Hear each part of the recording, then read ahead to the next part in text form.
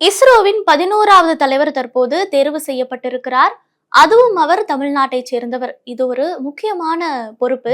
இந்திய விண்வெளி ஆய்வு மையம் பல்வேறு சாதனைகளை படைத்து வருகிறது.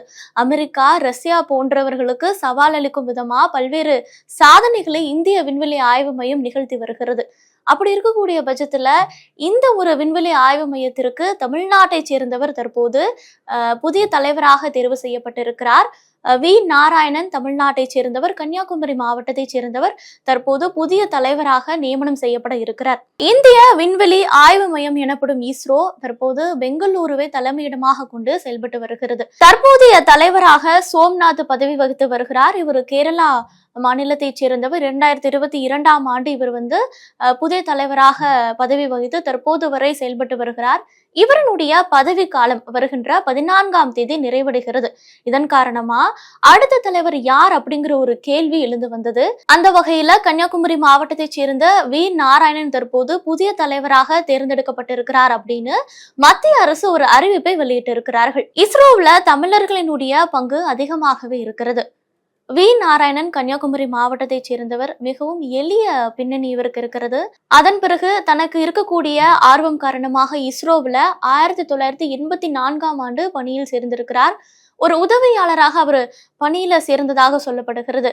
அதன் பிறகு அவரினுடைய கடின உழைப்பு, அவருக்கு இருந்த அந்த ஆர்வம் காரணமாக இவர் தற்போது இந்த ஒரு உயர்ந்த நிலைக்கு வந்திருக்கிறார் அப்படின்னே சொல்லலாம். வி நாராயணனுடைய அந்த வேலைகளை பாராட்டி அவருக்கு சில்வர் மெடல், கோல்டு மெடல் எல்லாமே வழங்கப்பட்டு இருக்கிறது. இவர் 1984ஆம் ஆண்டு இஸ்ரோவில் பணியில் சேர்ந்த பிறகு பல்வேறு முக்கிய ஆய்வுகள்ல பங்களித்திருக்கிறார். குறிப்பா சொல்லணும் அப்படின்னா சந்திராயன் 2, சந்திராயன் 3, ஆதித்யா L1, ககன்யான் உள்ளிட்ட பல்வேறு இந்தியாவிற்கு பெருமைகளை அளிக்கும் ஆய்வுகள்ல இவரினுடைய பங்களிப்பு அதிகமாகவே இருந்திருக்கிறது. இவர் தற்போது இஸ்ரோவின் லிக்விட் ப்ரொபல்ஷன் சிஸ்டம்ஸ் அப்படிங்கிற ஒரு மையத்தின் இயக்குநராக இருக்கிறார். அதன் பிறகுதான் சோம்நாத்தினுடைய பதவி காலம் முடிகின்ற இந்த சமயத்துல இவர் புதிய தலைவராக தேர்ந்தெடுக்கப்பட்டிருக்கிறார். இவரினுடைய பதவி காலம் 2 ஆண்டுகள் அப்படின்னு சொல்லப்படுகிறது.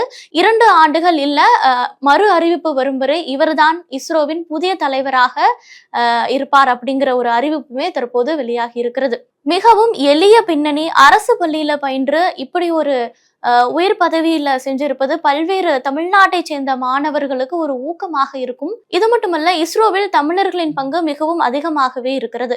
இதற்கு முன்னாடி பார்த்தோம் அப்படின்னா ரோகிணி 2 செயற்கைக்கோளை ஏவிய மறைந்த முன்னாள் குடியரசுத் தலைவர் அப்துல் கலாம் ராக்கெட்டுகளுக்கான திட எரிபொருள் ஆராய்ச்சியில் அவரினுடைய பங்கு முக்கியமானதாக இருந்தது. இவரை தொடர்ந்து சந்திராயன் 1 மங்கள்யான் செயற்கைக்கோளுக்கான திட்ட இயக்குநராக மயில்சாமி அண்ணாதுரை பணியாற்றினார்.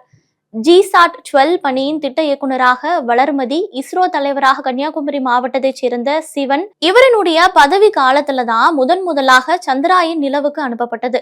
சந்திராயன் 2 பணியின் திட்ட இயக்குநராக வனிதா முத்தையா பணியாற்றினார். சூரியனை ஆராயவும் ஆதித்யா L1 திட்ட இயக்குநராக நிகர் சாஜி, நிலவின் தென் துருவத்தை சென்றடைந்த முதல் நாடு என்கிற பெருமைக்குரிய சந்திராயன் 3 திட்டத்தின் இயக்குநராக வீரமுத்துவேல் என பல தமிழர்கள் சாதனை படைத்திருக்கிறார்கள். அதன்படி தற்போது வி நாராயணன் தேர்ந்தெடுக்கப்பட்டுள்ளது ஒரு முக்கியமானதாக பார்க்கப்படுகிறது.